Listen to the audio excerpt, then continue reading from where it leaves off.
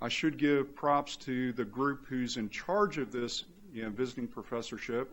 Rena Hemrajani, you might raise your hand, is actually the working group leader. And Dr. Hemrajani has done a great job in setting up this visit, and we're really looking forward to this discussion. So, Dr. Mark Williams, I made up a whole card of accomplishments and that sort of thing that I would read, but he told me I'm only allowed to say that he's a hospitalist and a recent patient. I'm going to say a little bit more. Mark actually founded hospital medicine here at Emory, and so we are delighted to have him come back and speak with us today, and he's going to tell us about his journey. So, Mark, thanks for being here. Well, thank you, Dan. This is truly an honor to be invited back here. First, I just want to thank amazingly grateful and appreciative being able to meet with your faculty and see what you've accomplished. And I will tell you that you cannot appreciate just how fortunate you are to have someone like Dan Hunt running the Division of Hospital Medicine and really growing this program and taking it to new heights. And I'm going to enjoy watching it in the future. Some of you may saw briefly a title flashed up there on the screen that I was going to talk about learning health system. What is your role? And that is my usual visiting professor shtick. But I figured Emory deserved more. And so I decided I would basically talk about what has my role been and why, if you will, I think some of the things I think. And I thought I'd talk a little bit about my personal journey. And it's been quite a journey. Here's my financial disclosures, mainly honoraria for talking too much. It's amazing as you get older, people want to hear you speak. I still don't know why. I thought I had a lot more important things to say when I was in my 30s, but now I get to say them. So let me start in the beginning. As I think everyone knows, you get forged early in your life as to what you're going to become. And one of the first things for me is that we had a family business, a Gulf gas station in downtown New Smyrna Beach that I started working at age 12, and eventually we had a Gulf gas station across from the Daytona Beach International Speedway.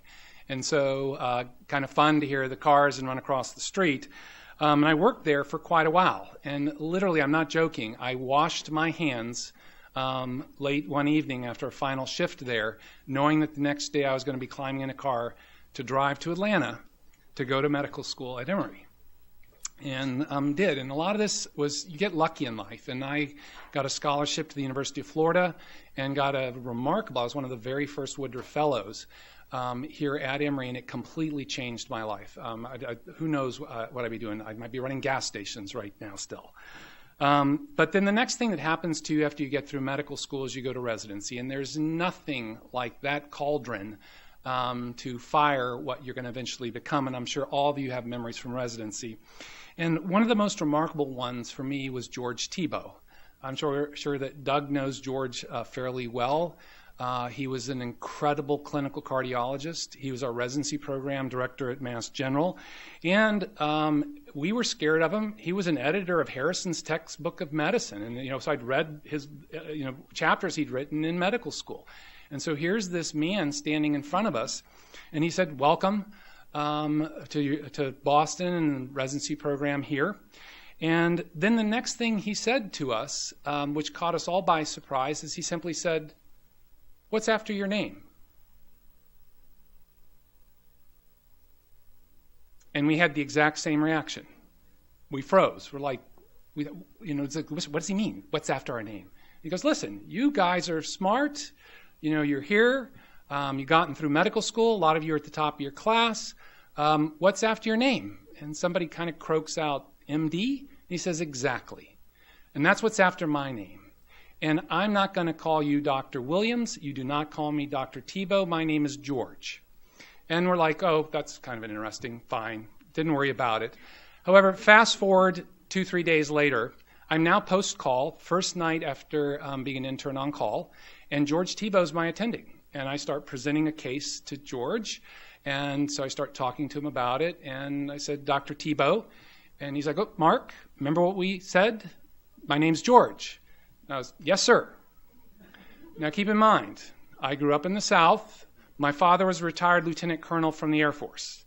It was yes, sir, and Mr., and doctor.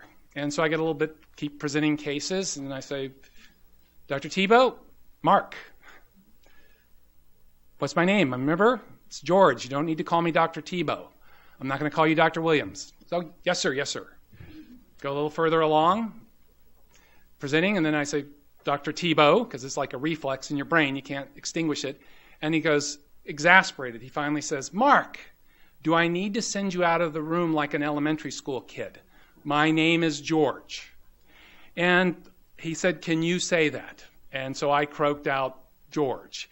And that was the culture of the place. We were seen as colleagues of the attendings. They insisted on this. We were expected to argue with them, if you can imagine that. But if you were going to argue, you better have your facts and your evidence right. But that was a common occurrence, and it really was a remarkable experience. The other thing is I was told right away by the residents, and this was repeated, this mantra over and over again, first take care of the patient. No matter what's happening, if the hospital's falling down, first you take care of the patient. And then when we rounded, miraculously, way back in 1985, the entire team rounded on the patients. And when I say entire team, it included the nurses and other people in physical therapy or whatever if they were available. And you'd literally get your hands smacked by the resident if you forgot to make sure the nurse was there when you rounded on the patients. My first night on call in the ICU, the resident introduced me to the nurse by her first name and introduced me as Mark. This is not, sorry, I don't remember her name. But he said, if you don't know what to do before you call me, ask the nurse. The residents prized their sleep, and they knew the nurses actually knew how to take care of the patients in the ICU, and so commonly that's what had happened. But what I also realized is I got incomparable training at Emory and Grady. And I'll never forget the other two interns on my team, my very first team, were both MD, PhD students from Yale. They were so smart, they scared me to death.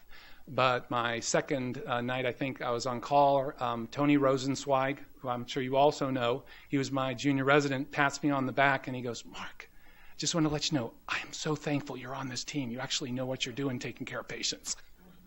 They all catch up very quickly, but it was a good compliment. And then after residency, I worked for a year in the emergency ward, it was called, at Mass General, and then was recruited back here to this place I think you recognize, Grady, to run the medical emergency clinic. And got to meet John Lloyd and was actually thrilled to see him walk out of the emergency room at Grady just yesterday as I walked through, and to know that somebody who really belongs there is helping take care of patients. And then around 2 years later, after getting involved, setting up a curriculum to educate the residents about emergency medicine topics and internal medicine and teaching on the wards, Dr. Coco, the chair, called me into his office, and I got the publish or perish talk, which I wasn't sure what to do about, but he said, listen, you need to find somebody to study with. I'm sure I can get you in a lab to do some basic science work so you could really succeed. And I thought to myself, well, I don't really want to do that. There's a reason why I'm practicing in the hospital. I was like, well, you know, what about these other people? And he said, yes, we have this incredible, brilliant group of individuals who came here. Ruth Parker from Penn, Robert Wood Johnson Clinical Scholar. Kim Rask from Penn, Robert Wood Johnson Clinical Scholar. And then Sally McNagny from the Brigham, where she'd done a general medicine fellowship. And he said, work with them, and they'll help you learn how to do research and publish. And so I began doing that. I also was asked to give grand rounds, and you can see, guess what the topic was?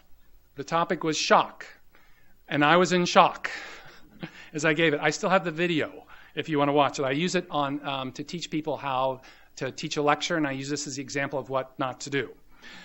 But working with them, we began to look at the clinical situation. And this is what I'd encourage everyone. If you don't know what to do as far as scholarship, look at what's in front of you. There's a huge amount to learn from the patients we take care of. And so we wanted to look at what was happening when patients presented to Grady. And for 24 hours, we interviewed and surveyed every single patient coming to the medical emergency clinic, the surgical emergency clinic, the gynecologic emergency clinic, the psychiatric emergency clinic, and the pediatric emergency clinic to find out what barriers they faced to actually getting care. And it was very consistent. These were social determinants of health. And just to show you that this actually happened, here's Cam Patterson, another famous cardiologist, nationally trained here. He was chief resident, and he helped us. And these were the bibs we wore as we approached patients. And I'm actually shocked that the patients actually sat still and let us talk to them. This is scary. Cam sent this to me. I almost fell out of my chair laughing. Anyway, so this is where we were. And out of this, if you will, nascent group of researchers, I started talking a lot with Ruth Parker. And she said, so what do you want to do research on? And I said, well, the thing that fascinates me is that patients come to Grady, and they have a brown bag. They literally come in the morning with their lunch, and I eventually get to them at 3 or 4 in the afternoon in the medical emergency clinic, and they're seemingly happy. They're satisfied, and they smile, and they thank me. And I said, if that happened up north, up in Boston, the patients would have been yelling by the afternoon, but probably at around an hour or so after they arrived at the emergency room, they'd be doing this number to me. And I just am fascinated about that. And she said, oh, I heard that there's this satisfaction survey that's being implemented at 5 hospitals. And if you talk with Ruth, she has this unique knack. She knows about everything that's happening everywhere in the United States and now across the world. And so we found this survey. It was a Picker Commonwealth survey. And we looked at it, and my immediate reaction was, there is no way our patients are going to understand it. This was the most complex survey. It was multiple pages. And so I talked to Ruth, and she said, well, gosh, what else are we giving them that they don't understand? And then we started talking about literacy. So we did a lit search. We found 2 papers, one of which included Terry Davis, listed here. And then Ruth looked up and found this woman by the name of Joanne Nurse, who's a PhD, nationally recognized educator, set up kindergartens, and she taught us about functional health literacy. And then Ruth said, we got to get somebody else at another institution to make this a really good study. She'd seen David Baker present, realized he was smart, and just calls him out of the blue, and this was our team. We submitted a grant proposal that was funded by the Robert Wood Johnson Foundation to study literacy in healthcare. Did qualitative research, developed this test of functional health literacy in adults, did a prevalence study, did disease-specific studies, and just looking at 3 articles that came out of this, they've combined been cited over 2,000 times. So if you talk to a basic science researcher and say, if you had 3 of your articles cited 2,000 times, would you be happy? Look at their face and see their reaction. And this was the one that really got cited a lot. It was a lead article in JAMA, and it basically showed how such a high proportion of our patients had inadequate or marginal health literacy at Grady. And interestingly, this was out of the emergency room and the medical clinic. And in the medical clinic, basically anybody over age 60 had inadequate health literacy. And it was even, we proved that among Spanish-speaking patients, a lot of them had inadequate health literacy in their own language, so you just couldn't translate a document into Spanish and you solved the problem. This was a good start to a career. Published a lot, got a lot out there. We thought for sure, because we had solicited from us a proposal to turn Grady into a health literate hospital. We said, we think it'll take about $2 million. Robert Wood Johnson Foundation said, no problem, put the proposal together. So Dave Baker, Ruth Parker, and I worked very hard for 3 or 4 months, put together what we thought was a terrific proposal, sent it off, not worried, confident, got a call later a month, oh, we're so sorry, we're shifting our entire focus. We're going to start focusing 100% of our efforts on Clinton healthcare. And suddenly, nobody was interested in funding our health literacy work. Believe me, we traveled around, did a lot of work, weren't successful, and I was beginning to get a little anxious because if you're trying to develop an academic career, the coin of the realm is grants. And so at the same time, I was also realizing emergency medicine wasn't going to be a real good path for me potentially. And so when you don't know what to do, sometimes it's worth just waiting a little bit, and then things pop up. And this is what popped up. In August of 1996, Bob Wachter wrote this article in the New England Journal of Medicine. And I read this and had an epiphany of, this is what I really love doing. I really enjoy taking care of patients on the wards, teaching faculty and residents and medical students on the wards because there's a little bit more continuity than the treat 'em or street 'em that often occurs in the emergency department. Nothing against emergency medicine, great career. It just wasn't for me. And so I took this idea and had, after putting together the urgent care center, was looking for a new concept. And so I pitched this to Grady. And they were very excited about this idea of having faculty based at Grady, solely running the wards. And so we got funding from Grady to take over 6 of the 12 teams, staff them with hospitalists, 3 will remain staffed with general internists, and a 3rd by specialists, and then evaluated it and showed that hospitalists did a terrific job in education, about the same as general internists at the time, but better than the subspecialists. We had a huge advantage. We were there 7 days a week. The subspecialists were coming in on Monday, Wednesday, Friday. I suspect, Doug, you remember those rounds. And so it grew, and at the time, I didn't know it, but we'd established the first hospitalist program at a public hospital in the United States. I've had many people approach me about this, and they all say, darn, we started ours in '99. So Grady was the first with Emory. And it got popular because during that year, as we were rolling out the program, Emory developed an affiliation with HCA hospitals. At the time, it was Cartersville Medical Center, Eastside Medical Center, Dunwoody Medical Center, Northlake Medical Center, and there's also Parkview. And they had a big presentation. You probably remember it. It was in a large auditorium here at Emory, actually over in the Woodruff Health Sciences Center. And as I tell people, I was in the audience thinking, and it's amazing when you're young and dumb what you'll think of. And so when they were done, I popped up, walked down to the front of the auditorium, and said to Michael Johns and John Fox, hey, what do you think about putting a hospitalist program out there? And Michael Johns said, great idea. John Fox said, yeah. And they grabbed a strategic planning person and said, why don't you work with her for the next 2 to 3 weeks to set this up? And off we went, and we set up the Emory Hospital Medicine Unit. This is a formal logo. I got caught by Emory Marketing. They got quite upset with me. And so my response was, I put it on a shirt with Emory Healthcare, and I gave the shirts to Don Brunn and John Fox. They love them, but it was a limited run. And so we started out. I hired about 8 or 9 hospitalists in '99, and it just kept growing. We added hospitalists, expanded services, and then I think John Fox said, this seems like it's a good idea.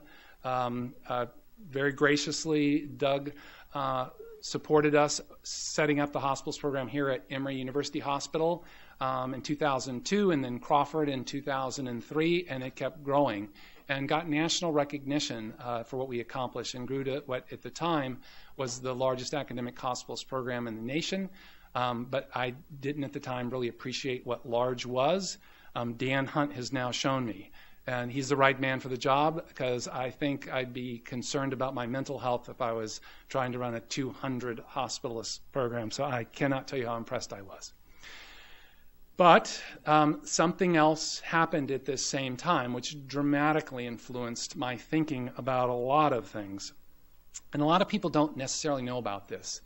At the same time we set up the hospitalist program at Grady, there was a strong movement at the time to set up clinical effectiveness or clinical outcomes research centers across the United States. And I thought, this is really what I'm interested in doing. I thought that by tying this concept to hospitalists, they could become this effector arm for outcomes research.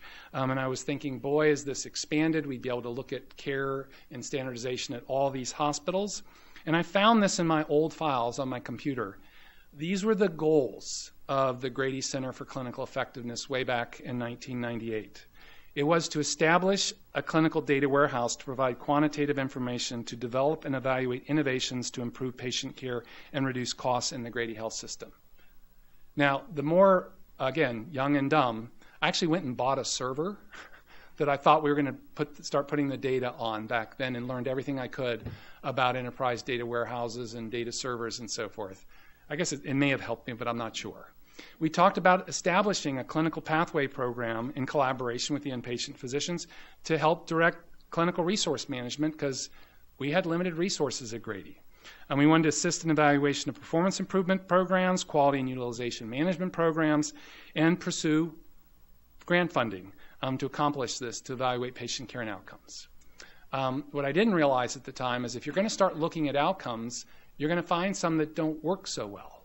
And we did a project. I presented it to the senior leadership at Grady, and that was followed by a visit by lawyers who said, what are you going to do with this data? And I said, well, we're going to publish it. We have IRB approval. And they said, well, no, that's not such a good idea. It won't make Grady look very good. And I was like, well, no. And again, young and dumb, I was like, we're going to publish it. I have an IRB approval for it. And at that point, my statistician that I'd hired and my qualitative researcher both said to me, this isn't going to work, we don't think. And they both departed for better opportunities. And I realized this center wasn't going to work. And so I really veered off into hospital medicine. New chair in '99 at Emory. And chairs like to sit down with junior faculty and help guide them, as I discovered. And Wayne Alexander sat down with me and he said, Mark, if you want to really succeed, you have to get grant funding. It's the coin of the realm. It's been a long time since you got any grant funding. You can't just keep running hospitalist programs. So I said, okay. And I put together a grant proposal to the Agency for Healthcare Research and Quality and got funding for something called patient Safe-Discharge, patient safety. It was part of their initial partnership in patient safety and ended up being foundational work for Project Boost. And it was done right here at Emory. One finding I never got around, unfortunately, to publishing is we audio taped discharge summaries among 99 patients being discharged. We recorded the physician, the nurse, pharmacist if available, and just recorded the discharge time that was spent with patients, talking to them about their instructions. What we learned is no matter the length of the stay, the average amount of time spent on discharge instructions after somebody's been in the hospital was 8 minutes. We also found out among those 99 recorded conversations that a grand total of 2 patients asked questions. And I would say that that isn't necessarily good patient education, and I doubt we really provided instruction to them. But this worked well. And at the same time, though, continue building hospital medicine. I was asked to write an article for the American Journal of Medicine in their academic section about the future of hospital medicine. I entitled it Evolution or Revolution. And as I did research on this, I realized that Sir William Osler was probably the earliest hospitalist in the U.S. American medicine, so that's pretty good lineage. People coming out of internal medicine training were really prepared to be hospitalists versus primary care. And interestingly, hospitalists did not begin in academic medical settings. They began in communities where often a internal medicine practice realized that it was very disruptive to go into the hospital suddenly, and it disrupted their clinic practice, so they started hiring hospitalists. John Nelson was hired as a hospitalist in 1988 by a local community practice in Gainesville, Georgia, Win Whitcomb in 1999 in Springfield, Massachusetts. And as it evolved, hospitalists and academic medical centers were very quickly becoming leaders as teachers, and they were beginning to develop research. And I put a table in there. Well, you got to have a table on what's the core curriculum and then what's on research. And when I look back at this, it's kind of, I'm proud of what I wrote down. I may not have known what I was talking about, but I think it may have been on target. And I said we need to do research on systems. In other words, hospitalists take care of patients in the hospital, and they also take care of the hospital to figure out how to make it run better. Quality improvement, patient safety, teamwork, patient-centered care, thinking about health literacy as we educate patients, running clinical trials. And there are a lot of hospitalists. Scott Flanders has become a national expert in management of pneumonia, working on clinical trials and with the CDC, diagnosis and translational work, and then the curriculum oftentimes mirrors this. I got very lucky, and honestly, next thing that came up was the Society of Hospital Medicine decided to set up a journal because they realized there's a book out now, we need to become a specialty. They tried to hire an editor for this new journal, and they couldn't find anybody. And so I'm one of those people, if you can't find somebody, ask Mark, he'll say yes. I was still young and dumb even back then, and so I agreed. And this was a transitional point for me. This was the original editorial. starting in 2006, and this was just a wonderful thing. What also happened is people started raising more and more noise about, are hospitalists a good idea? And I was asked to participate in a counterpoint, and what was Archives of Internal Medicine is now JAMA Internal Medicine. And so I was supposed to write on, are hospitalists in the hospital medicine good for patient care? And I thought, yes, of course, this is my career. But it was a lot similar when you look back, and I called people who'd historically been involved in emergency medicine when it started. And our history was so similar to emergency medicine, except it was about compressed in half of the time. I think anytime you do something fast, you make mistakes. And we were system improvers. There had been enthusiastic adoption across the U.S., realized that when Bob Wachter wrote his article in 1996, we think there was about 1,000 to 2,000 at most hospitalists in the United States. There's now probably close to 60,000 hospitalists. It's the fastest growing specialty in the history of American medicine. So this is what I said. We were starting to get involved in perioperative medicine, ICU care, et cetera. And then this guy by the name of Bob Centaur, who was chief of a division of general medicine at UAB, wrote the counterpoint and said it didn't improve patient care outcomes. And as I said to Bob, hey, buddy, you're a hospitalist. Because what did Bob Centaur do for his clinical work? He attended on the wards, and he never was in a clinic.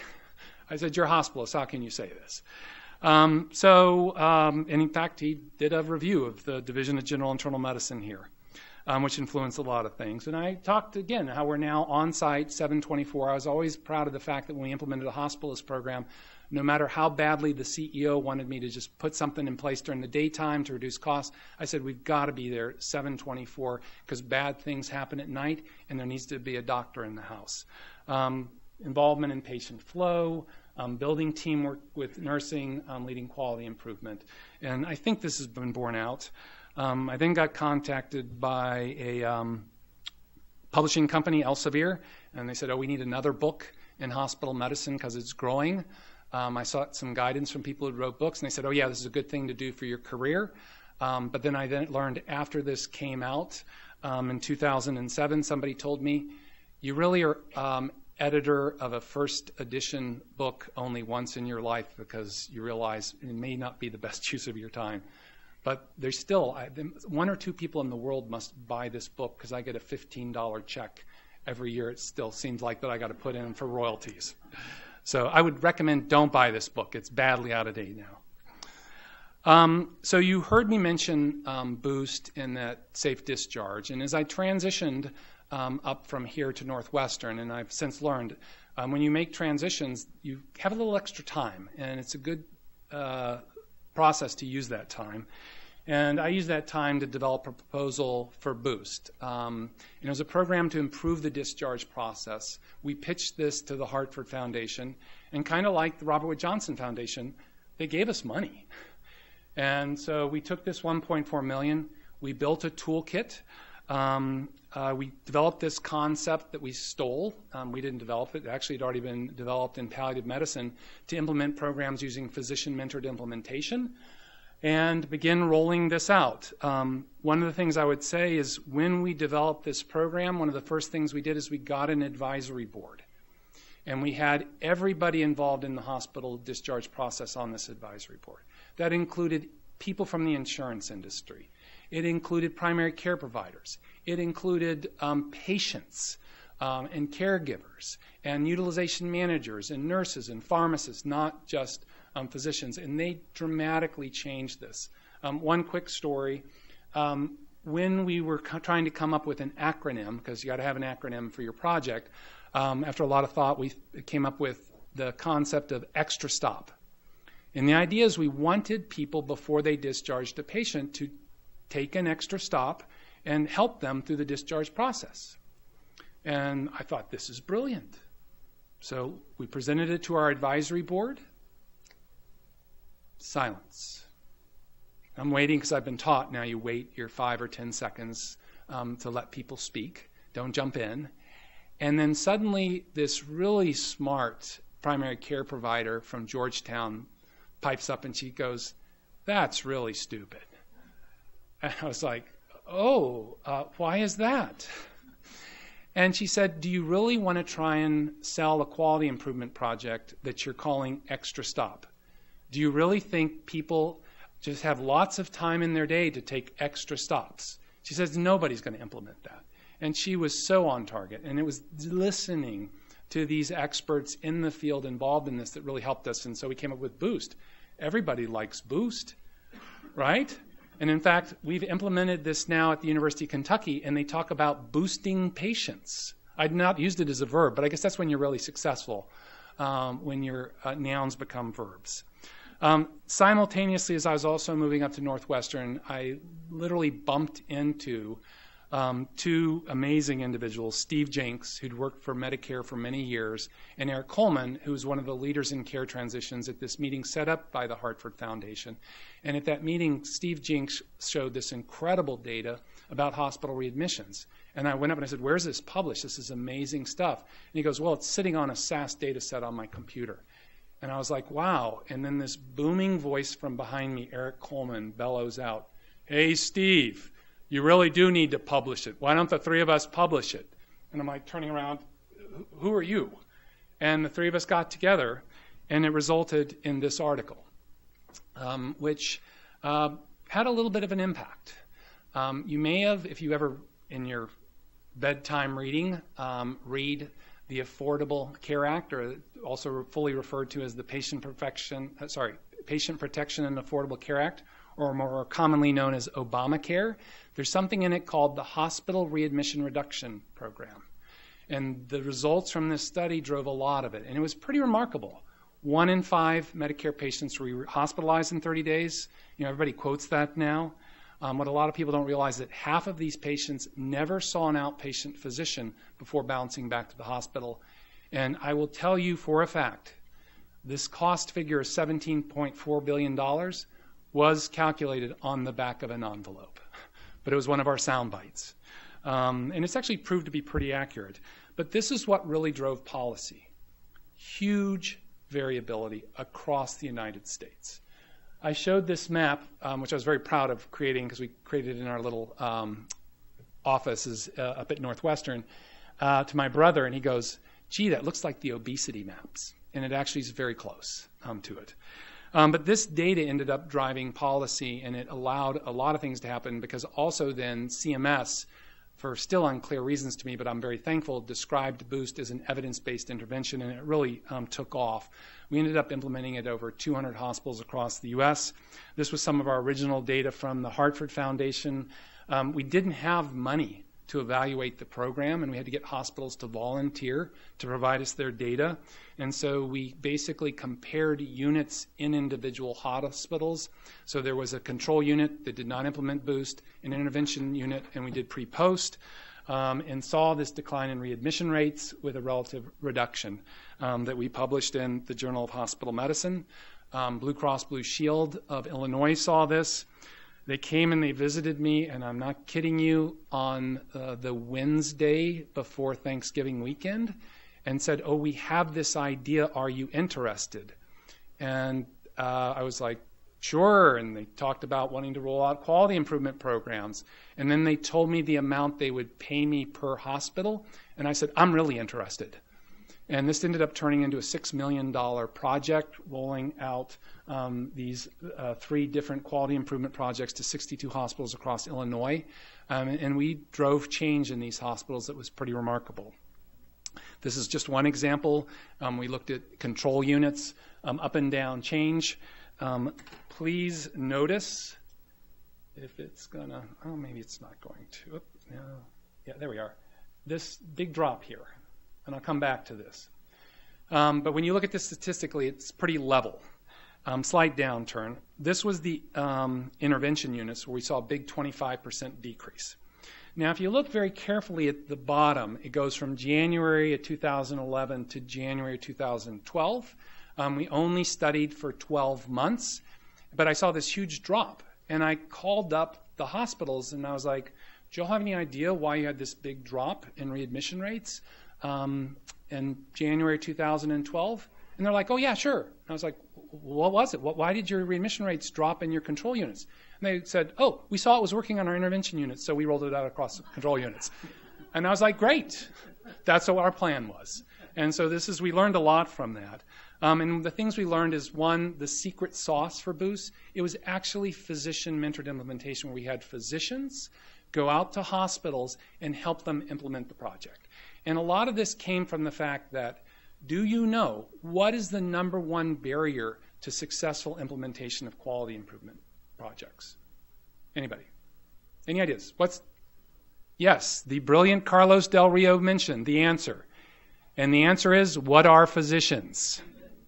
So our Jeopardy champion recognized, and there's good literature supporting this. And so that's why we did physician-mentored implementation. And a colleague of mine had worked for a state QIO, and she talked about having nurses go out to hospitals to spread quality improvement, and they all said they'd hit the same barrier. The physicians in the community hospital would say, who are you to tell me what to do? Well, if you're a physician from an academic medical center, they think you know what you're doing. I don't know why, but they do a lot of times. And so this was a big deal.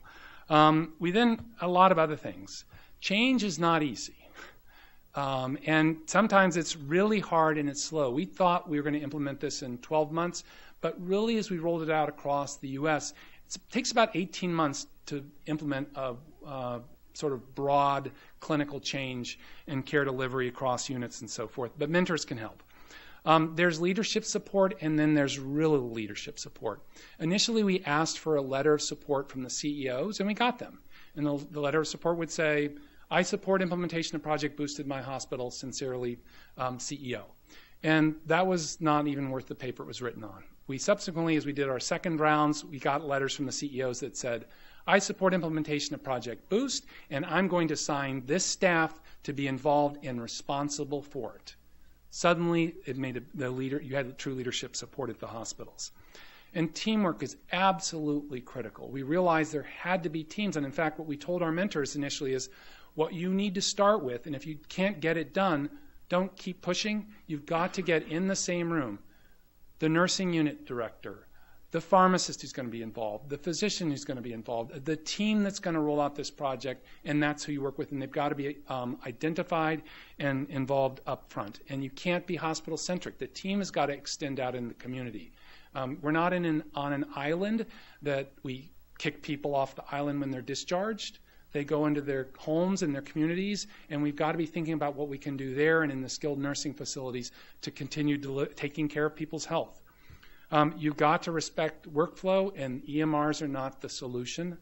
I cannot tell you how hard I tried to get Boost integrated into our EMR. Actually, one of the EMR companies has now integrated Boost into it, but it was a lot of work associated with that, and so you can't think that's going to solve things up front. And your prepared and educated patients and caregivers are really your best allies, and I'm going to talk a bit more about that a little later on. And we learned to pilot sites, not services. And the way I like to frame this is you can't ask a nurse, when you discharge the patient in room 28, make sure if they have heart failure, you do all of these things. But if they're in room 30 and they're suffering from pneumonia, don't worry about them. Or, excuse me, let me use a better example, because pneumonia is also part of one of the penalty diagnoses. If they suffer from cellulitis, don't worry about them. And so when we rolled this out, we rolled it across units, and then once it was functioning on one unit, we then spread it across the hospital. And boy, you can get a lot done in a community hospital really fast. I won't comment about academic medical centers. So all of this was going on. I was up at Northwestern, and occasionally you get an article that drops into your lap. You have nothing to do with the article, and it can be a little helpful or transformative, like Bob Wachter's article. This was an article published in the Journal of Hospital Medicine, and they decided at Indiana to evaluate what are the successful hospitalist programs, who's succeeding in research, and why. And I know that Indiana did this because they wanted to basically learn. Why not write an article while you're learning so that they could become a big program? And I really liked this because Northwestern was ranked number 2 in the United States among academic hospitalist programs. This was a good thing to take into my chair. Doug Vaughn, who Doug also knows. So Doug Vaughn kind of liked me when I showed him this. And what they talked about is provision of mentorship for hospitalists specifically, and quality improvement is how you build successful programs. Think about what I've been saying, and this keeps coming up. So in 2013, we had a mature, successful division of hospital medicine at Northwestern. We had 15 clinical teams. We'd gone from the bottom of residency evaluation scores in the Department of Medicine up to the top 3. We beat out the Division of General Internal Medicine, which provoked them to have a separate strategic planning retreat on how they were going to catch up with us. I didn't enjoy it that much, but it's kind of fun to have that conversation with Dave Baker. And then, we were in research and scholarship number 2. We had multiple investigators. We had K applicants. We had R awards. We had $2 to $3 million per year from Blue Cross Blue Shield in funding. And for 3 consecutive years, we generated 30-plus manuscripts per year, and life was good. But you never know what's going to happen. I was in the airport looking at my phone, probably when I shouldn't have been, waiting for a plane, and I get this email. And they said, gee, would you be interested in becoming director of a Center for Health Services Research in Kentucky? And so I opened up the attachment, which was the job description, which completely meshed with the Center for Clinical Effectiveness at Grady from literally over 10 years before. And so I thought to myself, I got to go look. And so I traveled down there and realized it was remarkable to have a university that has a pharmacy school, nursing school, College of Public Health, College of Health Sciences, all on a campus within 2 blocks of each other. And importantly, it was warmer down there. And so I convinced one crazy person who's running my research program up at Northwestern to come. And so the 2 of us went down there in January 2014 with nothing but a plan and a commitment for resources. Today, we have over 50 people in our center. We have an office for value and innovation healthcare delivery staffed by health systems engineers and a data analytics and statistical core. And this is from our retreat this spring. The growth and been pretty remarkable what's happened. A lot of this growth has been, you get lottery tickets, as I like to now refer to them. We got a $15.5 million award from PCORI for the largest study of care transitions in the United States. We've now interviewed 9,000 plus patients as they've gone through the hospital discharge process. We've interviewed nearly 3,000 of their family caregivers as they've gone through the hospital discharge process. And in now 1 week, all of the data from Medicare on these patients is going to come to our little center.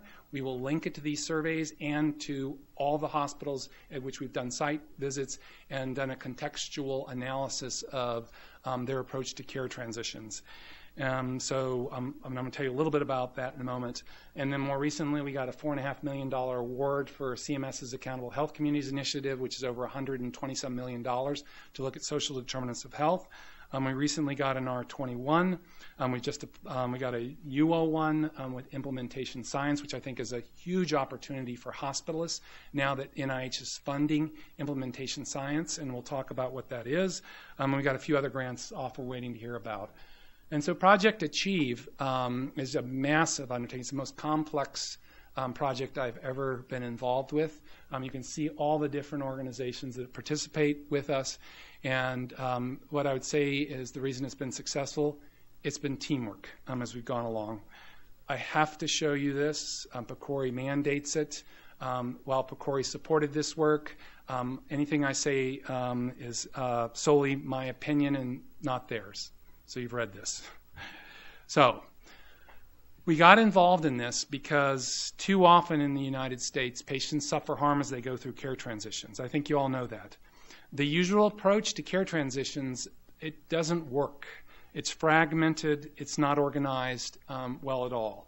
And when you poorly manage a care transition for patients, bad outcomes, whether it's unaddressed test results, failed follow-up testing, excess rehospitalizations, or ER visits.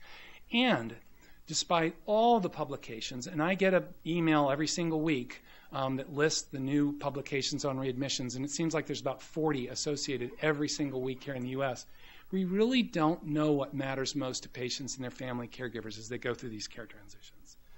So we got this funding. We undertook this multi-site study to look at recommendations for best practices for patient-centered care transitions, and then we have to generate a report on how can we disseminate this. But honestly, the most enjoyable part of this whole study is we conducted the largest qualitative research ever done on care transitions. We interviewed, did key informant interviews and focus groups on more than 200 patients and family caregivers from across the United States. And this is what we found, that there are three big areas or themes, and it revolves around communication, anticipating needs, and continuity of care. And patients really want this communication to be supportive, collaborative, and purposeful. They want us to think about their needs. And I think patients are smart about this. They said to us in these interviews in these focus groups, I've never gone through this before. You've taken care of lots of patients who have gone through this. Why don't you know what's going to happen to me and tell me what I need to be expecting and how to be prepared to handle this? And then I want somebody who I can call if there's something that goes wrong. Instead of, as one patient said, you leave the hospital and it's as if you've been thrown out into the wilderness and you don't know what to do. And so if a transition of care is successful, then patients and their caregivers said they feel cared for and cared about. They feel prepared, confident, and capable of taking care of themselves. And there's unambiguous responsibility and accountability on the part of the healthcare system for this. And we've sort of come up with this graphic. But basically that you communicate with compassion and empathy. And, you say, oh, we do this? The patients aren't believing this. We provide accountable information, actionable information. We anticipate their needs. We have collaborative discharge planning. It's not different individuals coming in individually talking to them, but the team communicates with them about the discharge process. And so that they leave, they feel cared for and care about. And they kept saying this over and over again. They want to feel like the physicians and nurses care for them and care about them to success. So this to me is, it's, I've already heard this, but I think there's a different message that we haven't really put together here. And we've been thinking a lot about this. And we now have survey questions. We're going to be asking patients and seeing if patients feel cared for and care about when they leave the hospital. Is this associated with their outcomes? And if Dan's gracious enough, he can invite me back next year and I might have some results.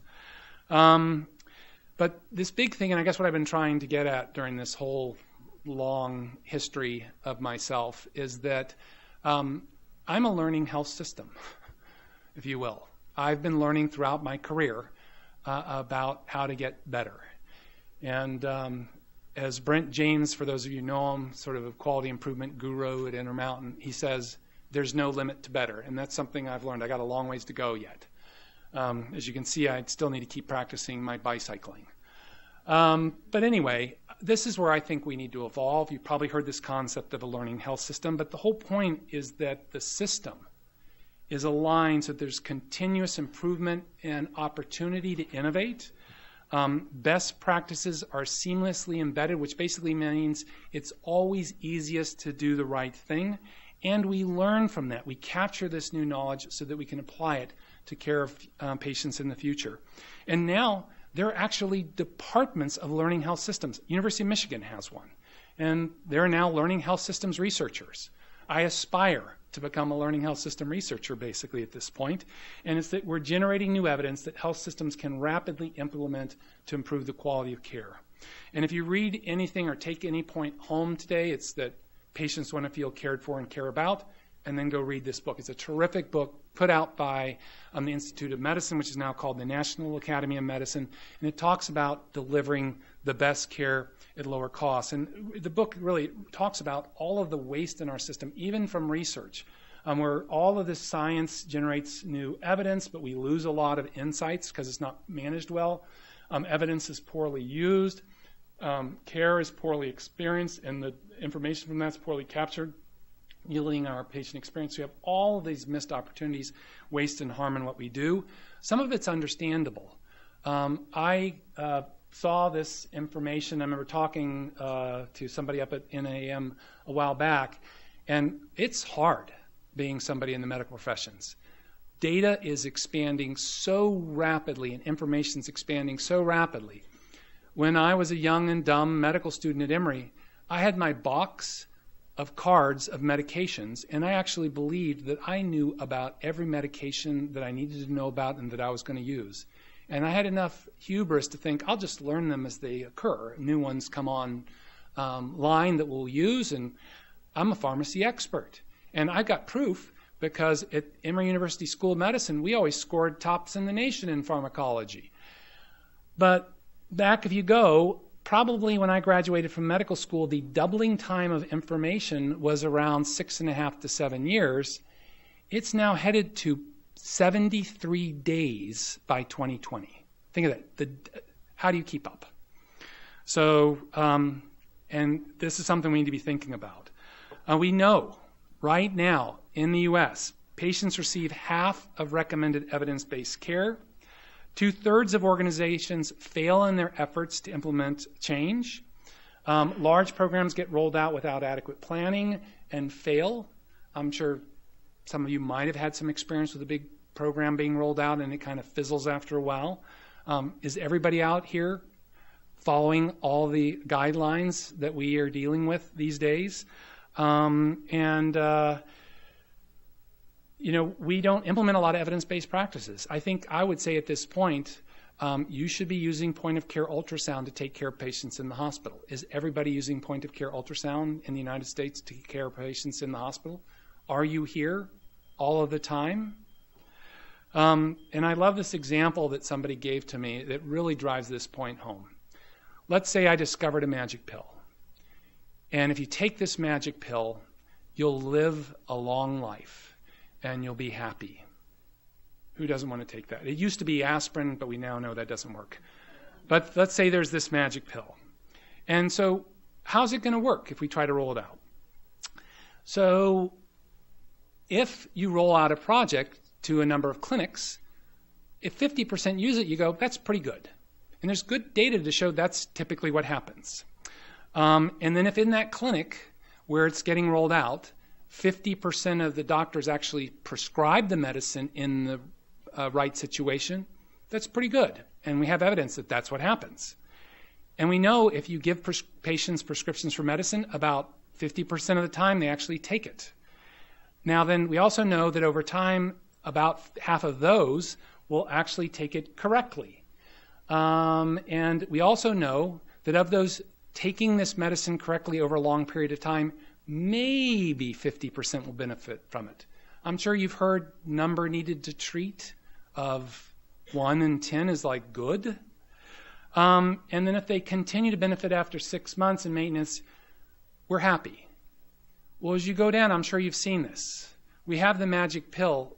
We're helping 1.6% of the population. And so this is where implementation science is coming in. We know a lot of interventions are not being implemented successfully. And basically, implementation science is the scientific study of how do you implement change and get evidence into practice successfully. There's a great article in Annals of Internal Medicine. I'll give all these slides to Dan and Dr. Morris to circulate. That sort of describes learning health systems, and it's truly come of age because now the CTSA program at the NIH has a T4 and T3 category for it. T1 is basic science. T1 is translational medicine, along with T2. Everyone's heard of that. But T3 is actually translating best evidence into practice for patients and then to communities for T4 research. It's basically this concept of closing the knowledge gap, closing the knowing gap so that people have access to the information, disseminating, and then making the right thing easy to do, closing the knowing, doing gap. And that's simplistically what implementation science does. This is what we're trying to do.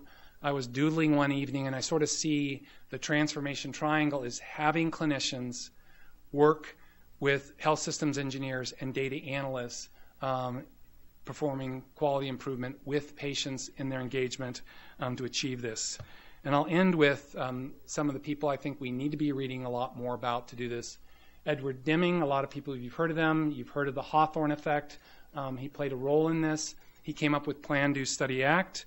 And so people say, okay, we'll follow Deming's advice. We'll do Plan, Do, Study, Act, and we'll get better. Notice it always goes up. I've used this same diagram in research applications literally 20 years ago. I've since learned this is what Plan, Do, Study, Act is really like. You have failures. And when we rolled out one of our projects, something called the Interprofessional Team Innovation Model on one of our units, the first thing I did is I met with the nursing unit director and talked with her about the fact that we were going to fail. That was okay, and we'd keep trying and we'd fail again. And we did. We finally succeeded after a lot of failures, and we got it so that a nurse, bedside nurse, rounded with hospitalist, pharmacist, case manager. Every day. Expensive. I got funding from the hospital to pay for these extra people, but what we found out is the amount of money we saved with this approach offset the costs, so it was break even. We ended up reducing readmissions to the hospital, and we won patient experience awards. And I'd ask, have any of your medicine floors ever won the patient experience award? That I'm sure you must give out. Every hospital does. Your GU floor probably has. Your orthopedics joint floor probably has, but typically medicine floors don't. And this is our run chart, this sort of showing this, if you will, deviation or error, demonstrating that it had an impact. And then I guess the last thing is when I was in Kentucky, I discovered they have something called the True Lean Center because Toyota built its first car factory in Georgetown, Kentucky, and they invested this money. Fujio Cho spent some time there. They gave me this beautiful book written by somebody who basically documented everything Fujio Cho said. And this is one of the things I pulled out of it that I found is so true over and over again. And as he said, as he worked on the production floors to try and make them more efficient, the most important factor between one plant and another was the workers and the importance of focusing on the workers. Deming's had this other great saying, a bad system will beat a good person every time. But he also said the greatest waste is failure to use the abilities of people, to learn about their frustrations and about the contributions that they are eager to make. I was told a long time ago, if you don't know what to do research on, think to yourself, what frustrates you? Go do research on it.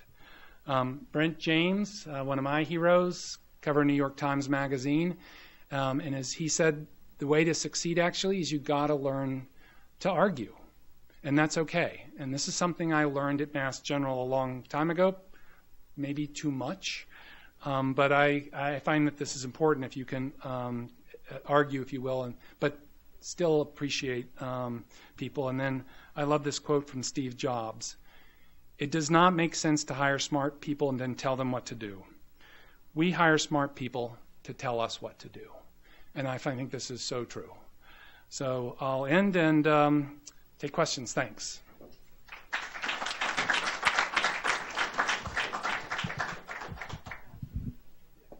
Mark, thank you for a terrific talk. I think we have time for one or two questions.